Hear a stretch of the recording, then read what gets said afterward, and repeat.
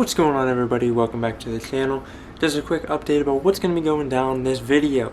So the first half of the video is going to be an unboxing of the camera itself and everything that comes with it, plus an SD card and SD card reader. If you guys aren't interested in the unboxing, just go ahead. This is the first time I'm ever letting you skip the video, so go ahead, skip ahead if you're not interested in unboxings. Because the second half of the video is actually going to cover the showcasing of what the camera can actually do. So I'm talking stills, videos, everything in between that you want to be able to do with this camera. I show you little short clips of what you can actually do with this camera. Now take note that this is the first day of using the camera, so it might be a little bit different from now to videos 2 or 3 months from now, because I'll be better used to the camera, know how to use it a little bit more, because it's my first day, day number 1 with the camera. As well as showing you what the camera is capable of, I'm also going to do a comparison of this camera versus the iPhone XS Max camera. So if you're excited for that, stick around to the video and hopefully you do enjoy. But without further ado, guys, let's hop right into the video. What is going on, guys? Pytash here. Welcome back to the channel. Today I got an exciting one for you. We're going to be unboxing the Canon EOS M50. A lot of you already may know everything there is to know about this camera and photography, but I just want to disclaim that I am a beginner to both this camera and photography, cinematography, everything like that. So hopefully, if you don't know anything, or if you do know stuff, hopefully you'll join me and give me some tips along the way. The first things you see when opening the box is the owner manual and some other paperwork, but we don't really care about that. Let's get into the good stuff. First of all, we have a Canon EOS strap for the camera. Next, we see the lens, and the lens that actually comes with the camera is a 15 to 45 millimeter camera with image stabilization. While we're getting the lens out of the casing, let's talk about price. I did get this camera on sale at Best Buy for $600, originally priced at $800.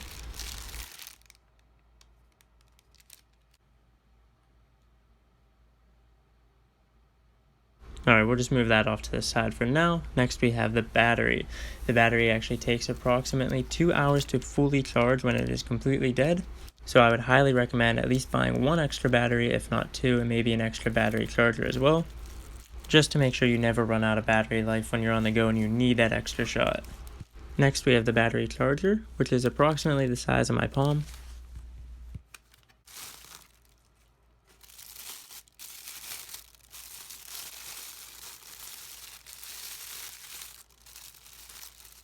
And then finally, the camera itself.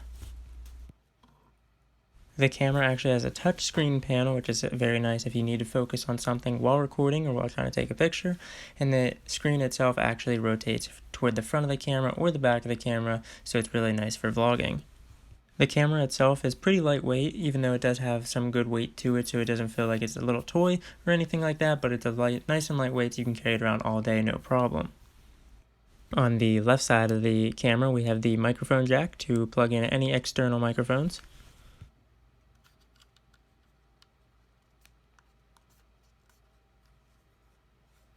On the bottom of the camera, we have the tripod mount and the battery and SD card bay.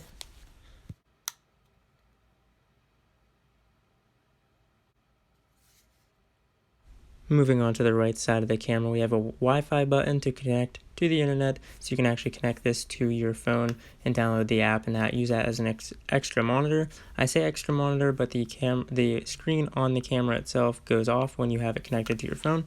We also have 2 ports on the right side, one being an HDMI. The back of the camera has all these settings and control buttons.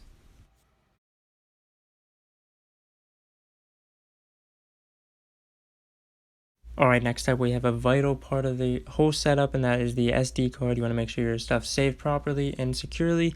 So I went with the SanDisk Extreme Pro 128 gigabytes with up to 170 megabytes per second read and write speeds.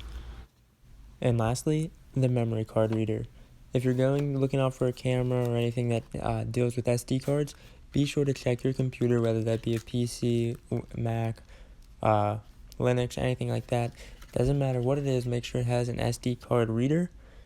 And there's a difference between micro SD and SD. I'm sure you guys all know that, but just making sure for the people that do not, there's a difference, and make sure you know. And this is where this thing comes in handy.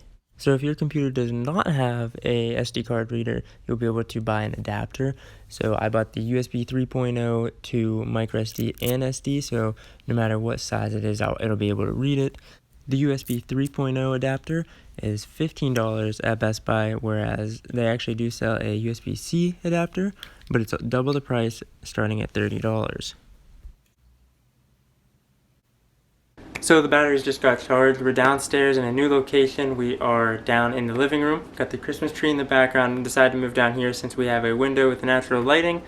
Now I'm not really sure which camera to look at the time because I'm doing a comparison between the iPhone XS Max and the Canon EOS M50. So you guys can tell me down below in the comments which one you think looks better. Based on the monitor of the Canon, I can tell that the colors are more contrasted and you can see the differences, especially in like the red on the hoodie.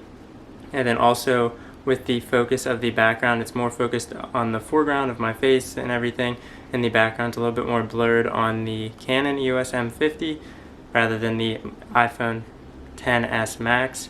So this is an audio test of the Canon EOS M50 to test the internal microphone compared to the iPhone XS Max. Let me know down below in the comments which ones you think sounds better. Another thing to note about this camera is that this is all the settings straight out of the box. This is how you're going to be opening it up and using it. So I've changed 0 settings on this camera so far. So exactly what you're seeing on the screen right now is exactly the quality you'll get straight out of the box.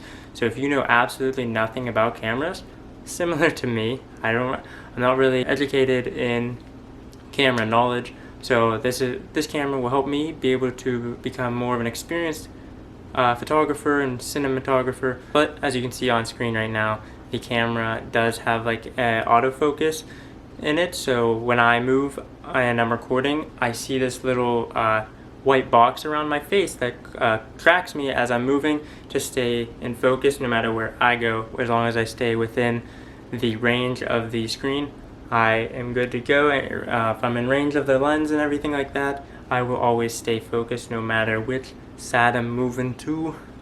So that's another good thing to know about this camera, that it does have autofocus. You can manually focus, but the autofocus in this is excellent.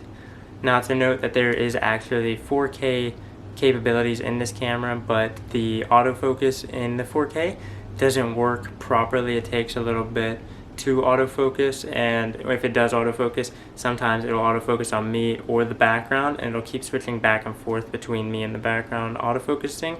So definitely the 1080p is what this camera's main priority is. I knew this going in when I bought the camera, that the 4K isn't the best, but I bought this to record 1080p YouTube videos, not 4K, and that's perfectly fine with me because as you can see, it is a huge step up. If you have watched the last 2 videos, it's a huge step up from what the quality was then to what the quality is now.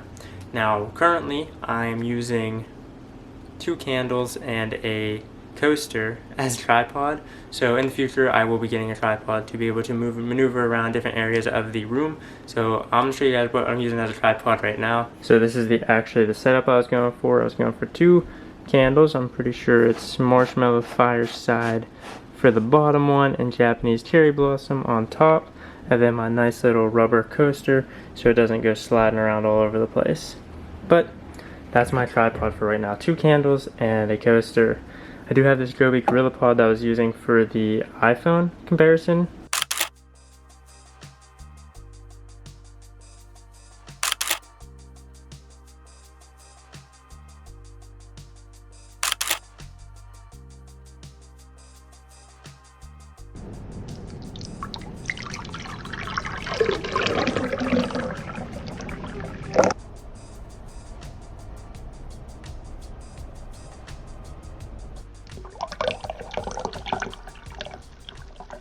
So there you have it. You've seen in the last clip all the different pictures and videos I did create for this video, just to show off a little bit of what this camera can do. These are all on the original settings, so I did not change a single thing about it, except some of the pictures have a preset.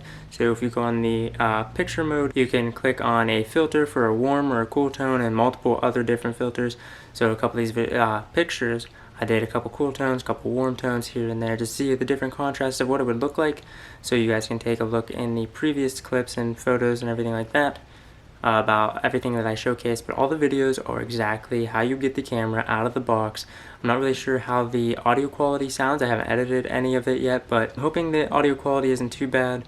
That way I don't have to go out and buy a microphone right off the bat, because I've seen a couple different videos on the internal microphone of the Canon EOS M50 and it sounded pretty good just right out of the box, so hopefully it's good enough. The ceilings in this place are a little bit high, so there might be a little bit of an echo, but I think it'll be okay. Lastly, if you guys do have any other questions about this camera, please put them down below in the comments. If I don't know the answer, hopefully someone else will and can answer it for you. I'll try my best. Like I did say, don't know too much about the actual specs of cameras or know a lot about cameras and how they work and operate, but I can try my best to do some research and answer your question to the best of my ability. So if you guys did enjoy this video and are excited for more videos with the Canon EOS M50 and this brand new lovely quality, because it is miles better than my iPhone 7 Plus. Like, duh, obviously. I did a little comparison between my iPhone 7 and this. Whew, blew it out of the water. So I decided to show in this video my girlfriend's phone, the iPhone XS Max, and the front-facing camera on that compared to the Canon EOS M50. And you guys let me know down in the comments below which one you like better. Alright, and we're back now. I'd like to thank you guys for watching. If you're still sticking around, drop a like down below. And just know that you are absolute legend for sticking around until the end. I do appreciate it. Now, I'm super excited to be able to get my hands on a camera finally, rather than just using my phone all the time, because this is quite an old iPhone. It's an iPhone 7 Plus. So the camera on this, as you've seen from the first two videos on this channel, were not very good at all. But super excited to be able to learn more about this camera and photography and cinematography, just to be able to provide you guys with better videos here on this channel. And if you guys are over on Instagram, it'll be down linked in the description. Head over there, head over to Instagram and check out all my latest pictures over there. I might start uploading some videos as well, but as of right now, I'm trying to learn the camera, learn the basics of it, try to get used to it, and be able to take better pictures, better videos with it, to be able to provide you guys with the best content possible. So if you guys did enjoy this video, tell your friends, tell your family. You know where to find me at Life of Pytash over on Twitter and Instagram, both at Life of Pytash. So if you guys are enjoying the video, drop a like, hit that subscribe button, ding dong that bell for notifications. I hope to see you guys in the next video.